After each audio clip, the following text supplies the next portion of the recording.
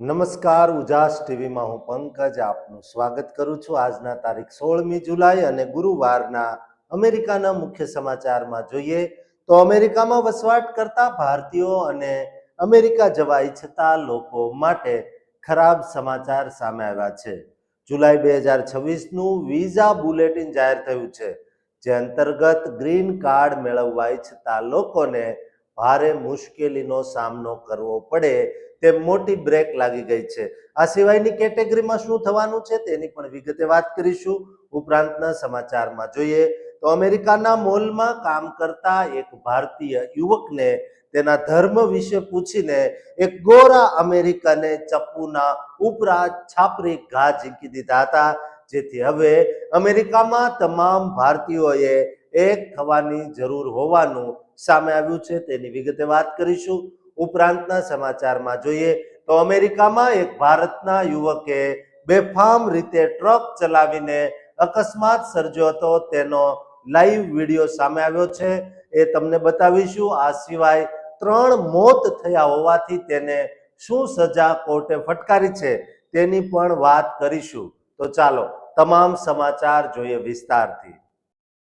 અમેરિકાની ધરતી પર પરસેવો પાડીને કાયદેસર રીતે ગ્રીન કાર્ડ મેળવવાની આશાએ રાત દિવસ એક કરતા આપણા ગુજરાતી પ્રોફેશનલ્સના સપનાઓ પર ત્યાંની સરકાર અચાનક એક એવો સત્તાવાર વિઝા બુલેટિનનો કાનૂની આંચકો આપે, જેના લીધે વર્ષોની મહેનત પળવારમાં ધકેલાઈ જાય પાછળ અને ગ્રીન કાર્ડ મેળવવાનો માર્ગ બંધ થઈ જાય તેમ છે.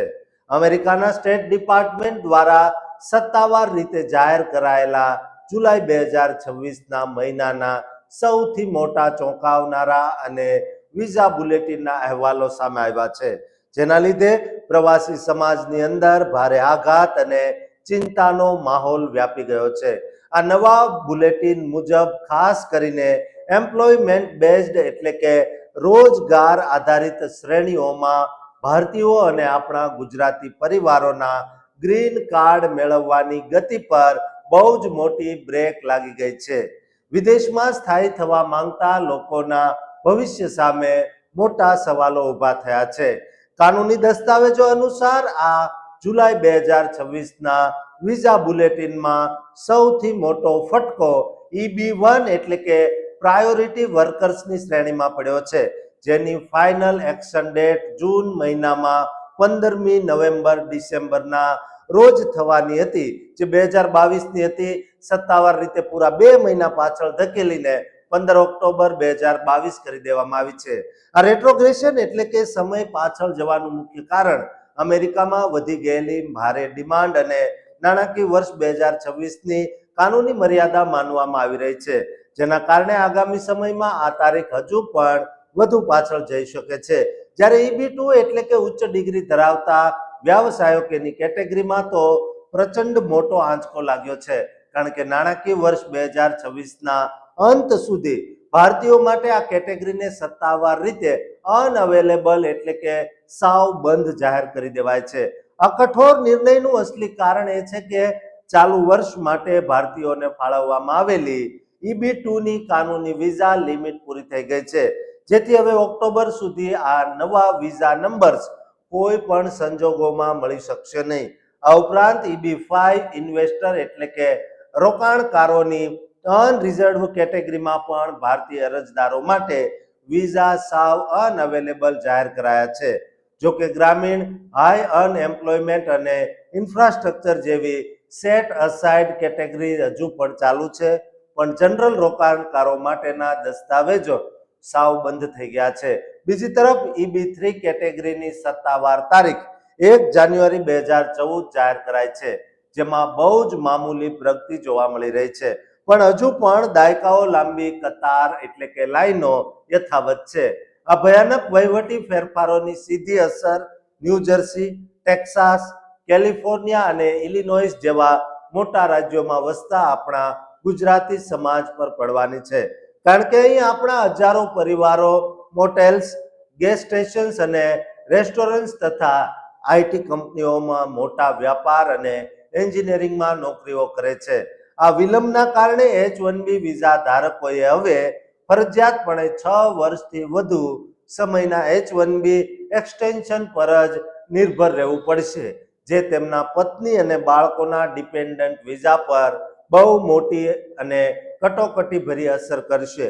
આ સિવાય F1 વિદ્યાર્થી વિઝા અને અન્ય કામના અવસરમાં જો કે કોઈ રાષ્ટ્રીય ફ્રીઝ કે નવા ખરડાની જાહેરાત નથી કરાઈ, પણ જુલાઈ 2026ના ગરમીના મહિનામાં ચકાસણી H1B લોટરી અને સ્ટેમ્પ OPTના રિન્યુઅલ દરમિયાન એમ્બેસીઓમાં બહુ જ કડક દસ્તાવેજીકરણ અને ઇન્ટરવ્યુમાં મુશ્કેલીઓનો સામનો કરવો પડી રહ્યો છે. વિદેશમાં વસતા તમામ લોકો માટે આ બહુ મોટા ખરાબ કહી શકાય તેવા સમાચાર છે. દોસ્તો, તમામ ભારતીયો અને ગુજરાતીઓને આ વિડીયો શેર કરજો અને આ ચેનલને સબસ્ક્રાઇબ કરવાનું ચૂકતા નહીં. અમેરિકાના ઉટાહ રાજ્યમાંથી ત્યાં રહેતા ભારતીયો અને ખાસ કરીને રિટેલ ક્ષેત્રે નોકરી કરતા ગુજરાતી પરિવારોના હોશ ઉડી જાય તેવા અરેરાટી ભર્યા અહેવાલો સામે આવ્યા છે, જેના લીધે પ્રવાસી સમાજમાં ભારે ખોફ અને ચિંતા ફેલાઈ ગઈ છે. ઉટાહના વેસ્ટ વેલી સિટીના પ્રખ્યાત વેલી ફેર મોલમાં એક અત્યંત અરેરાટી ભર્યો હુમલો સર્જાયો હતો, જ્યાં જ્વેલરી કાઉન્ટર પર એટલે કે કિયોસ્ક પર નોકરી કરતા ભારતીય મૂળના આશરે 37 વર્ષના એક મુસ્લિમ યુવાન પર અચાનક જીવલેણ છરીમાર હુમલો થયો હતો. કાનૂની અહેવાલ મુજબ આ કમનસીબ પીડિત વ્યક્તિનું અસલી નામ સૈયદ સોહેલ ઉદ્દીન છે, જેઓ પોતાની પત્ની અને 2 બાળકોના પરિવાર સાથે ત્યાં સુખી જીવન જીવતા હતા. સોહેલભાઈ સ્વભાવે બહુ હસમુખા, સખત મહેનતુ અને સાથી કર્મચારીઓની સુરક્ષા માટે હંમેશા આગળ રહેનારા વ્યક્તિ ગણાતા હતા, પરંતુ તે કાળા દિવસે પેરોલ પર મુક્ત થયેલો અને ભૂતકાળમાં પોલીસને ધમકી આપનારો 48 વર્ષનો હિંસક ગુનેગાર પીટર માઇકલ લાર્સન સોહેલભાઈના કાઉન્ટર પાસે આવ્યો. લાર્સને સોહેલભાઈ પાસે આવીને તેમનું નામ અને વતન પૂછ્યા. પછી શું તમે મુસ્લિમ છો તેમ પૂછ્યું.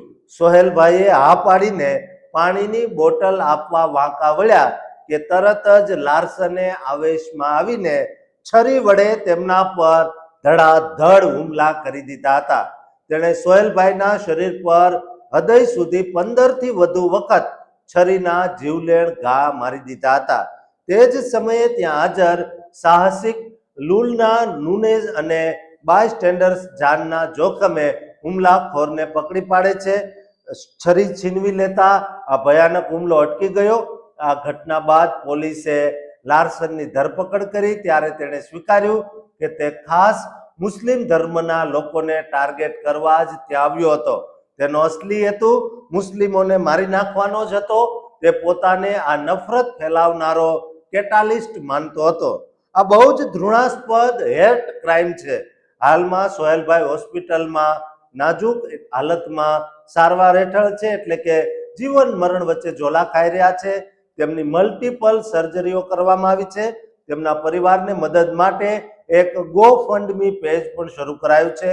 જ્યારે લાર્સનને પણ ઈજાઓ થતા તેમની કસ્ટડી સારવાર કરી સોલ્ટ લેક કાઉન્ટી જેલમાં એટેમ્પ્ટ મર્ડરના આરોપસર વિના કાનૂની જેલ ભેગો કરાયો છે, જેની તપાસ ડિસ્ટ્રિક્ટ એટર્નીની ઓફિસ ચલાવે છે.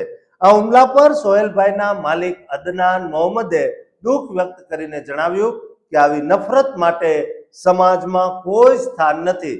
જ્યારે ઉટા ઇસ્લામિક સેન્ટરના ઇમામ સુએબ દીને આને ત્યાં વસતા મુસ્લિમો પરનો સૌથી મોટો હુમલો ગણાવ્યો છે અને સાન ફ્રાન્સિસ્કો ખાતેના ભારતીય કોન્સ્યુલેટે પણ સંવેદના વ્યક્ત કરી પરિવારને મદદની ખાતરી આપી છે.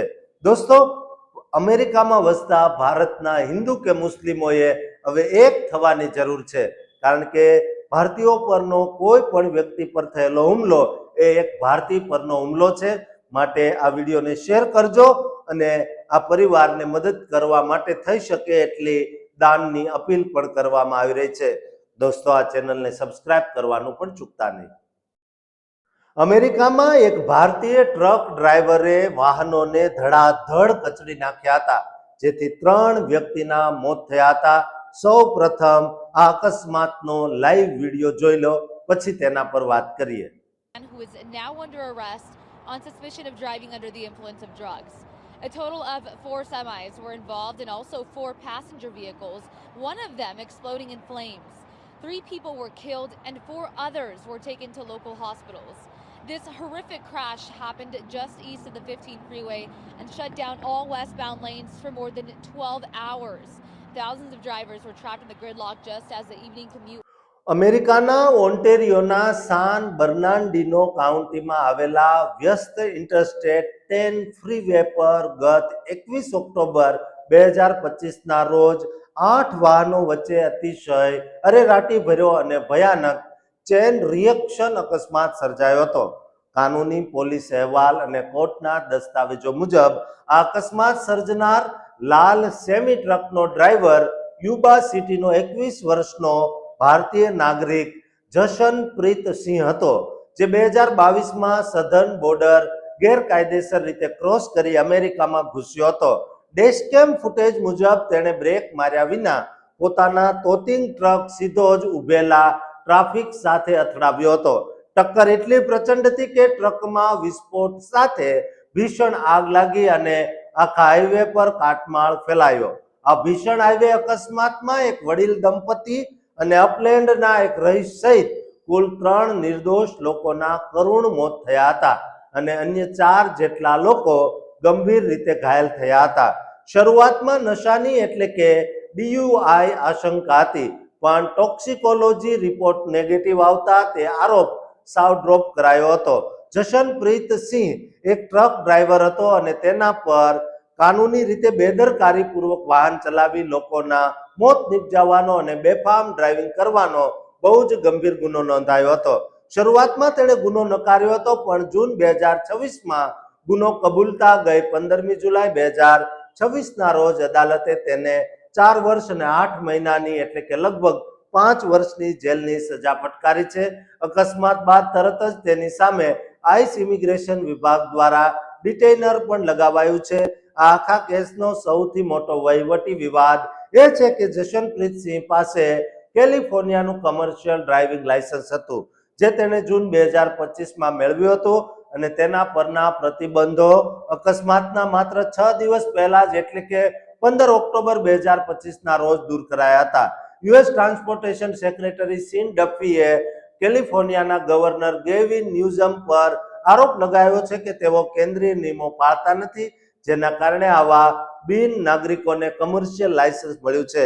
આ કિસ્સાએ અમેરિકામાં ઇમિગ્રેશન અને રોડ સેફટી પર મોટો રાજકીય જંગ છેડ્યો છે, જેવો જ એક સમાન કેસ ફ્લોરિડામાં અન્ય ભારતીય નાગરિક હરજિંદર સિંહ વિરુદ્ધ પણ કોર્ટમાં ચાલી રહ્યો છે. દોસ્તો, અમેરિકામાં ગેરકાયદે ઘૂસીને આપણા લોકો કોર્ટમાં ગયા વગર કે પૂરતા ડોક્યુમેન્ટ લીધા વગર જ બેફામ રીતે ટ્રક ચલાવીને આ રીતે અકસ્માત સર્જાવે છે, જેથી જે લોકો પાસે પૂરતા ડોક્યુમેન્ટ નથી અને તેમની પાસે વાહનો આવી ગયા છે તેમણે ખાસ સાવધાની રાખવી જોઈએ, કારણ કે તેઓ જો અકસ્માત સર્જે તો તેમને માત્ર અમેરિકામાં સજા જ નથી મળતી, પણ તેમને ડિપોર્ટ પણ કરી દેવામાં આવતા હોય છે. દોસ્તો, તમામ ભારતીયો ગુજરાતીઓને આ વિડીયો શેર કરજો અને આ ચેનલને સબસ્ક્રાઇબ કરવાનું ચૂકતા નહીં.